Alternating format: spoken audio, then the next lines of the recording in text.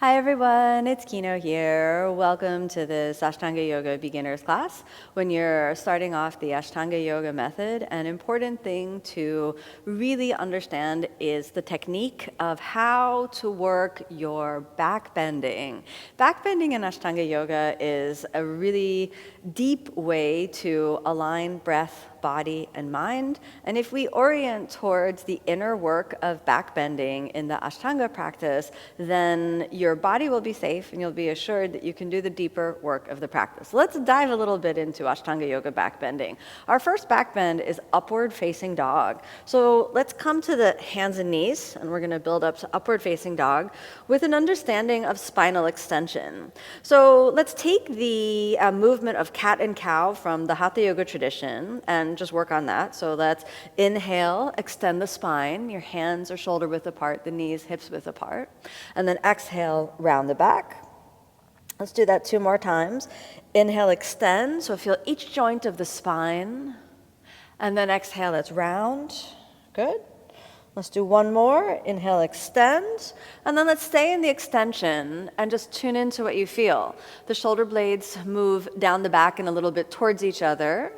Notice any places where you feel that the spine is not really mobilized, and then pay attention to what's happening in the lower back. Don't be afraid of using the lower back. Draw the navel a little bit in to make sure that the organs of the abdomen are supported. And let's come back to neutral. Now, let's lie down on the stomach, point the feet, and we're going to move into cobra pose.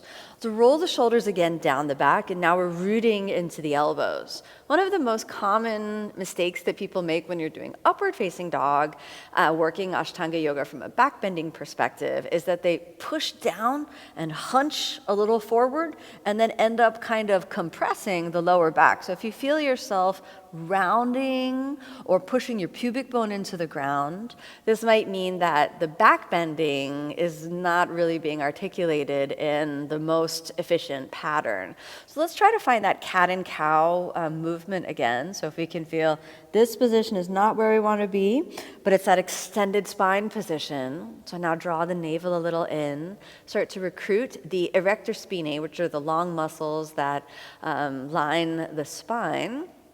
Then we'll move the hands back to where the elbows were, rolling the shoulder blades again back, and then allow the elbows to bend for a moment. Pay attention to the glutes.